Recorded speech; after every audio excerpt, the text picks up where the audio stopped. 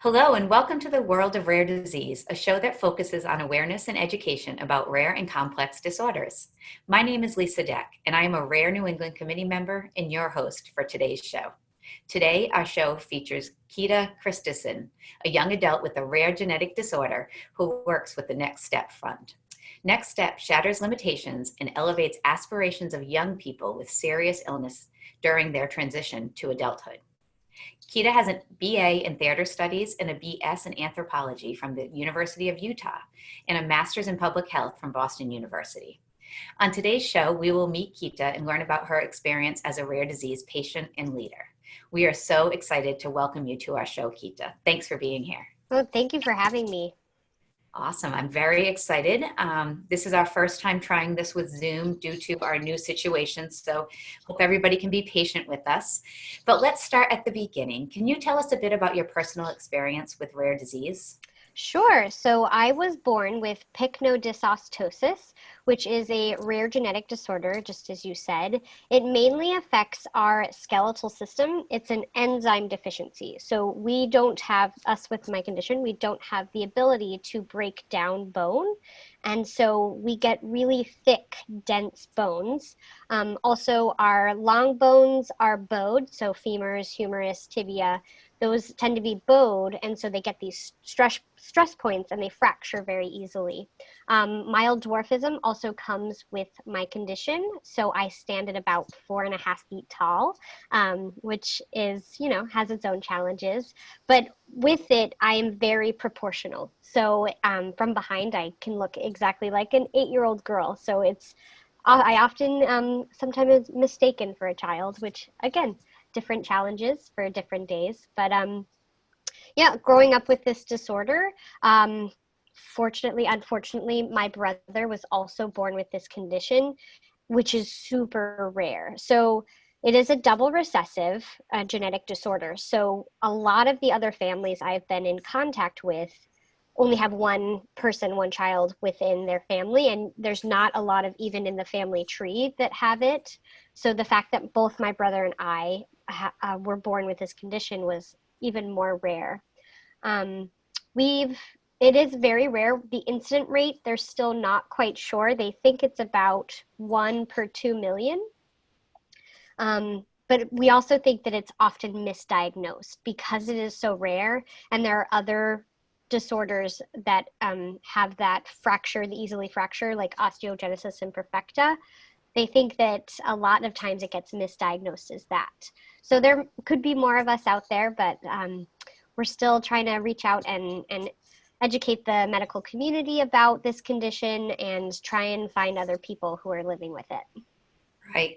Well, I like to say, I've met you a couple of times, and I like to say small but mighty. Tell me a little bit about how this affected your personal life as a patient. Sure. So growing up in and out of the health system, I've actually kind of lost count about how many fractures I've had and how many surgeries, because the nature of this disorder, like our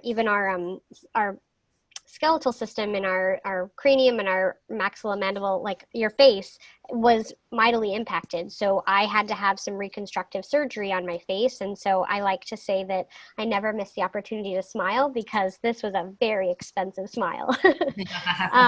Wonderful. So growing up in and out of the hospital, I found home in a hospital, where I know some other patients that's kind of like where they want to stay away from. But I really found comfort and peace. I loved my nurses. I loved my doctors. I loved my child life specialists. So I always knew that I wanted to work in that type of field in that capacity. So I will say that,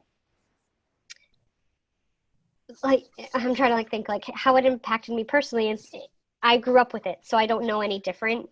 I am just, every part of me has been impacted in a way that I've moved through my life in a way, understanding how to deal with what I'm working with, and also still not knowing all the things, because it's so rare. We still don't know all the different ways that our condition impacts people. Right. That makes sense. Yeah. No, I understand. It's kind of a broad Yeah. question. Yeah. When we were talking too, I know you were diagnosed quickly when you were born, and Yeah, you had mentioned because your brother had been diagnosed with this. So you did not have the long diagnostic odyssey. no. So it is something you have always lived with. So I obviously, because you're a positive, upbeat person, you have learned how to handle it. And I'd love for you to talk a little bit about what you've learned because of your diagnosis. Sure. So because of the multiple fractures and multiple surgeries, a lot of downtime, but not so much restful at times. I've learned to not let setbacks define me, and because like I've had to take time off of school for a surgery, or because I broke some ribs, I had to take off time from work, or like the different times and moments that things are just so unpredictable. And so with my condition, and so I've had to really figure out different ways to not let the setbacks stop my personal growth, my professional growth, my social growth, kind of in that capacity. So I've really just tried to make sure that I knew what I wanted in life, and I knew that I couldn't do something that was super physically active. I knew I was never going to be on the football team, or I can't stand for 10 hours a day at a job. So I knew that I had to focus on a career that could accommodate that.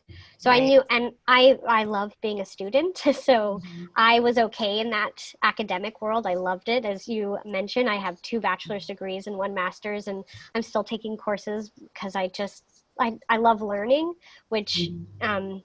is good for me. So that has definitely my my love of learning, and also the knowledge that I had to respect what my body's boundaries placed on me, really put in perspective what I, and I never want to say what I can't do, but the limitations that I've accepted, if you will. Right. Well, and I think acceptance is huge. I know as patients, I mean, it takes a while to get to that. So I think as a young adult, it's amazing that you have already accepted that and not let it define you, not let it stop you.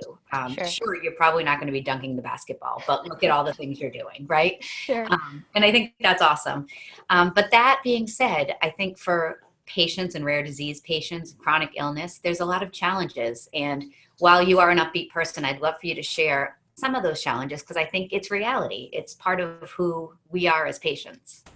Sure. A lot of challenges I faced, and what I initially wanted to go to school for was to be an advocate for patients, for young people, especially children, teens, young adults even, who may not feel like they have a voice in their healthcare.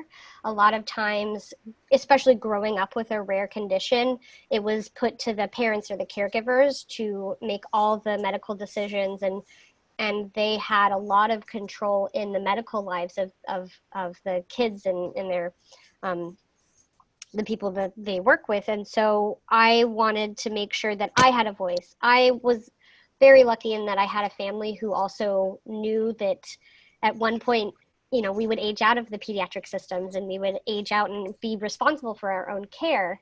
And so they started to let my brother and I take more ownership and leverage our influence over our medical care fairly early. So in our probably mid-teens, we started to be able to talk to the doctor ourselves and be informed of the choices. We got to say yes or no on timings of surgery, which is actually quite impressive. So I also want to give major props to my medical team, that they also respected our decisions and our the lives that we were trying to lead as well.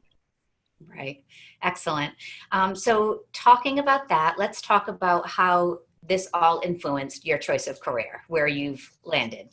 Sure. So again, I always wanted to work in some capacity in healthcare or the health education in that realm, because I did feel a sense of home at hospitals and in clinics. And so at first I thought I wanted to be a physician, but the prerequisites kind of kicked my butt.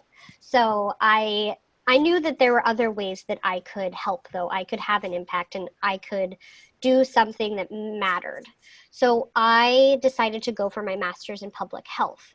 I initially thought that I wanted to be an advocate and be on the Hill and, fight for all the different policy positions that impact young people and children's health.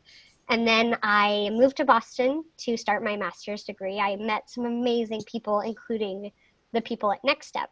And I volunteered and just fell in love with that more one-on-one impact. And so that really kind of jump started that career in I did major in, or my concentration was maternal and child health for my master's degree. So I definitely still had that background of community health and I try to use that again in my work at Next Step, but I'm doing that one-on-one work and that group work, that community-based work with teens and young adults who are living with chronic illnesses, who can feel so isolated and stigmatized and disempowered. And so I make sure that I can use my knowledge, my education, my experiences to make sure to engage them so that they have the ability to leverage themselves. They can take more influence in their medical lives, their social lives, their emotional lives. Like, I want young people who are living with chronic illness to know that their chronic illness is just a part of them and not their whole identity. Right. Well, I think it's awesome because not only do you have, like you said, you have the education, you have the experience, the personal experience, you have the passion. So put all that together and you're helping these young adults, really get to where they need to be in life. And I'm sure not only are you giving them the tools, but you're serving as a role model for them, which is great because so again, when you meet Quita, she is full of life. She is full of hugs and bubbly. I know we can't do hugs now, but Right. it's just, you see it. And I'm sure that this really makes a difference. So I did want to end this session with a question. What advice would you give to others that have a disability in their lives and about pursuing their goals? Because it has not stopped you, but I'd love to get some advice for them. Sure. I think my biggest advice is to not let setbacks hold you back, and that there's always an avenue or a venue for you to pursue your passion, to pursue your goals, your dreams. It may not be what you initially thought it was, but because just explore different avenues and different ways, and there's absolutely a way that you can pursue your dreams.